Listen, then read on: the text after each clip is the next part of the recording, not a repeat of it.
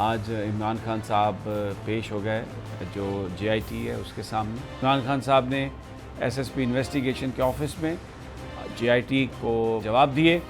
20 minute تک ہوئی وہاں پر انویسٹیگیشن۔ قانونی طور پر عمران خان صاحب انویسٹیگیشن میں شریک ہو چکے۔ آج عمران خان صاحب پیش ہو گئے جو جے آئی ٹی ہے اس کے سامنے، جو دہشت گردی کے تحت دفعات کے تحت جو مقدمہ ان پر ہے۔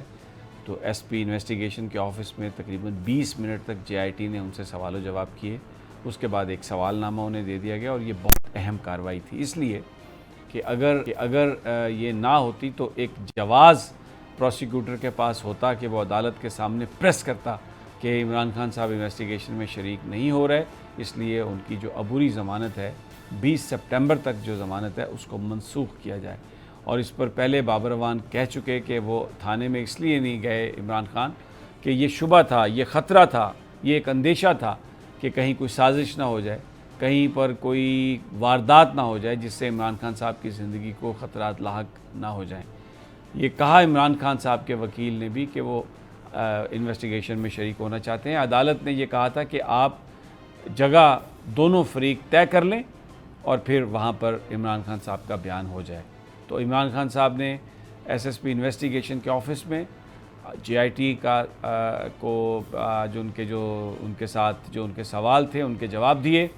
20 منٹ تک ہوئی وہاں پر انویسٹیگیشن، پھر اس کے بعد ایک سوال نامہ انہیں دے دیا گیا جس کا وہ جواب دیں گے۔ تو اب قانونی طور پر عمران خان صاحب انویسٹیگیشن میں شریک ہو چکے۔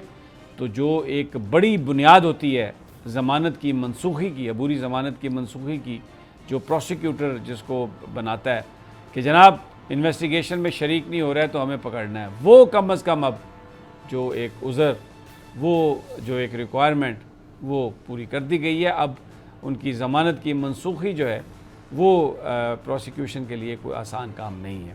بول کسی کے بھی دباؤ میں آ کر اپنے فیملی ممبرز کو علیحدہ نہیں کرے گا۔ بول ہمیشہ عوام کی آواز بنتا رہے گا اور عوام کے مسائل دکھاتا رہے گا۔ بول کی عوام سے خصوصی دعاؤں اور ساتھ دینے کی اپیل۔ سب سے زیادہ ویوز، سب سے زیادہ ریلز اور سب سے زیادہ ریٹنگ کے ساتھ بول اب بھی نمبر 1 پوزیشن پر برقرار۔